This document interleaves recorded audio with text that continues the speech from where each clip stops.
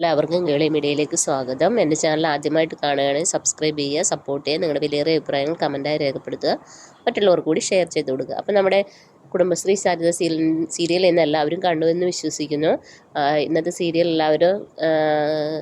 Serial തുടങ്ങുന്നതും നമ്മുടെ ശാലിനിയുടെ അവസ്ഥ ക്രിട്ടിക്കലായി ആയിട്ടാണ് ഹോസ്പിറ്റലിൽ കിടക്കുന്നത്. അപ്പോൾ അങ്ങനെ ഇരിക്കുന്ന സമയത്ത് അവളുടെ അമ്മ അമ്പലത്തിൽ പോയി പ്രാർത്ഥിക്കുമ്പോൾ തിരുമേനി പറയുന്നുണ്ട്, മോൾക്ക് ഭയങ്കര കഷ്ടകാലമാണ്, പക്ഷെ മരുമകൻ നല്ല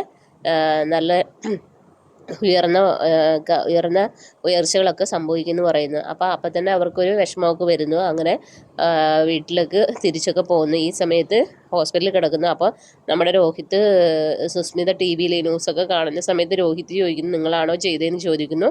അപ്പോൾ ചന്ദ്രബോസ് അങ്ങോട്ട് വരികയും ഞാൻ തന്നെ ചെയ്തതെന്നൊക്കെ പറയുന്നു. അപ്പോൾ ഇത് ചതിയല്ലേ എന്നൊക്കെ ചോദിക്കുന്നു. അപ്പം ചന്ദ്രബോസ് പറയുന്നുണ്ട്, നീ കൂടുതലൊന്നും ഇത് ചെയ്യേണ്ട ആവശ്യമില്ല, നീയും ഇതിൽ പങ്കാളിയാന്നുള്ള കാര്യമൊക്കെ അറിയിക്കുകയാണ്. അങ്ങനെ നിൽക്കുന്ന എപ്പിസോഡാണ് ഇന്ന് അവസാനിക്കുന്നത്. അപ്പം നാളത്തെ എപ്പിസോഡിൽ കാണിക്കുന്നത് വെച്ചാൽ നമ്മുടെ ശാലിനിയുടെ അവസ്ഥ മോശം അവസ്ഥയിലൂടെയാണ് കടന്നു പോകുന്നത്. അപ്പം വിഷ്ണുവും കൂട്ടുകാരനും പുറത്തേക്കുന്നു. ആ സമയത്ത് നമ്മുടെ ചന്ദ്രബോസ് അങ്ങോട്ടേക്ക് വരികയാണ്. അപ്പോൾ ചന്ദ്രബോസ് വരുമ്പോൾ ചന്ദ്രബോസ് തന്നെ പറയുന്നു, ഞാനാണിത് ചെയ്തതെന്നൊക്കെ. വിഷ്ണുവിനാണ് കലി ഇളകി വരികയാണ്. കാരണം വിഷ്ണു വന്നിട്ട് ചന്ദ്രബോസിനെ തല്ലാൻ വേണ്ടി ഉന്തി കൊണ്ടുപോവുകയാണ്. അപ്പം നമ്മുടെ കൂടെയുള്ള അവൻ പറയുന്നു, ഇപ്പം അതൊന്നുമല്ല ചെയ്യേണ്ടത്, ഇപ്പം നമ്മുടെ ശാലിനി ചേച്ചിയുടെ ജീവൻ എങ്ങനെയും രക്ഷിക്കുകയാണ് നമുക്ക് ആവശ്യം. ഇനിയിപ്പോൾ അയാളെ തല്ലിയതിന് വിഷ്ണു ചേട്ടൻ അകത്ത് പോയി കിടക്കേണ്ട ആവശ്യമുണ്ടോ?